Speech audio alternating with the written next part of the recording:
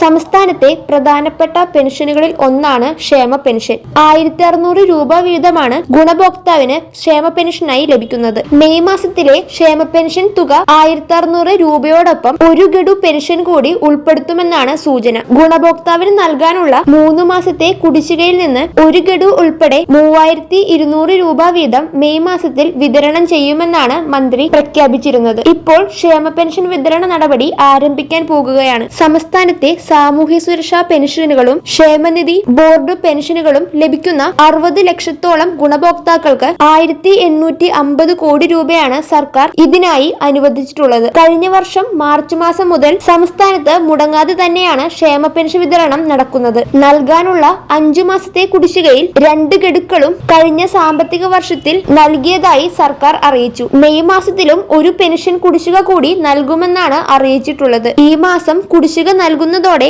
2 കുടിശ്ശിക കൂടിയാണ് അവശേഷിക്കുക. അടുത്ത 2 കുടിശ്ശിക തുടർന്നു വരുന്ന വിവിധ മാസങ്ങളിൽ നൽകുന്നതായിരിക്കും. ഈ സാമ്പത്തിക വർഷം തന്നെ പെൻഷൻ കുടിശ്ശിക പൂർണ്ണമായും ഇല്ലാതാക്കുമെന്നും സർക്കാർ വ്യക്തമാക്കിയിട്ടുണ്ട്. 3200 രൂപയുടെ വിതരണം ആദ്യം ലഭിക്കുക 26 ലക്ഷത്തോളം വരുന്ന പെൻഷൻ തുക ബാങ്ക് അക്കൗണ്ടിലേക്ക് വരുന്നവർക്കായിരിക്കും. പെൻഷൻ വിതരണം വ്യാഴാഴ്ച നൽകുമെന്നാണ് അറിയാൻ കഴിഞ്ഞിരിക്കുന്നത്. അടുത്ത ദിവസങ്ങളിൽ തന്നെ സഹകരണ ജീവനക്കാർ വീടുകളിൽ നേരിട്ടും തുക എത്തിക്കുന്നതായിരിക്കും. 2 കുടിശ്ശിക ഉള്ളതുകൊണ്ട് തന്നെ 1600 രൂപ 2 തവണയായിരിക്കും അക്കൗണ്ടുകളിലേക്ക് എത്തുക. സംസ്ഥാനത്തെ ഏറ്റവും വലിയ പെൻഷൻ പദ്ധതിയാണ് ക്ഷേമ പെൻഷൻ. നിരവധി ആളുകളാണ് ഇതിന്റെ ഗുണഭോക്താക്കൾ. മെയ് മാസത്തിൽ 3200 രൂപ ക്ഷേമ പെൻഷൻ കിട്ടുമെന്നാണ് പ്രതീക്ഷിക്കുന്നത്.